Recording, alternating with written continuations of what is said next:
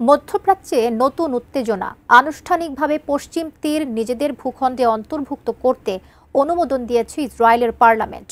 তেল আবিবের এমন পদক্ষেপের নিন্দা জানিয়েছে যুক্তরাষ্ট্র, কাতার, সৌদি আরব, জর্ডান সহ দীর্ঘ 7 দশকের দখল আর সংঘাতের ইতিহাসে যোগ হলো নতুন এক কালো অধ্যায়।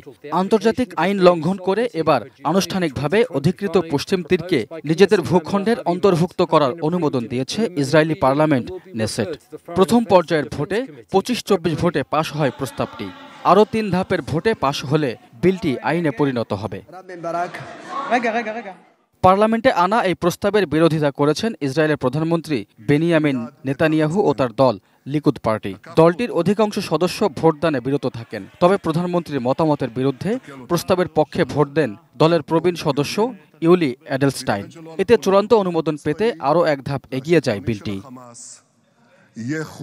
নেতানিয়াহুর সঙ্গে সাক্ষাৎ করতে বুধবার যুক্তরাষ্ট্র ছাড়েন মার্কিন পররাষ্ট্রমন্ত্রী মার্কো রুবিও।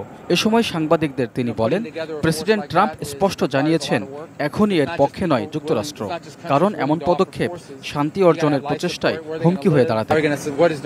এদিকে ইসরায়েলের এমন পদক্ষেপের নিন্দা জানিয়েছে সৌদি আরব, কাতার, জর্ডান সহ আন্তর্জাতিক সম্প্রদায়। এক বিবৃতিতে সৌদি পররাষ্ট্র মন্ত্রণালয় জানিয়েছে, সব ধরনের অবৈধ বসতি স্থাপন ও দখল নীতির সম্পূর্ণ বিরোধিতা করছে রিয়াদ। একই সঙ্গে 1967 সালের সীমারেখা অনুযায়ী পূর্ব জেরুজালেমকে রাজধানী করে স্বাধীন ফিলিস্তিন রাষ্ট্র প্রতিষ্ঠার প্রতি সমর্থন পুনর্ব্যক্ত করছে সৌদি আরব।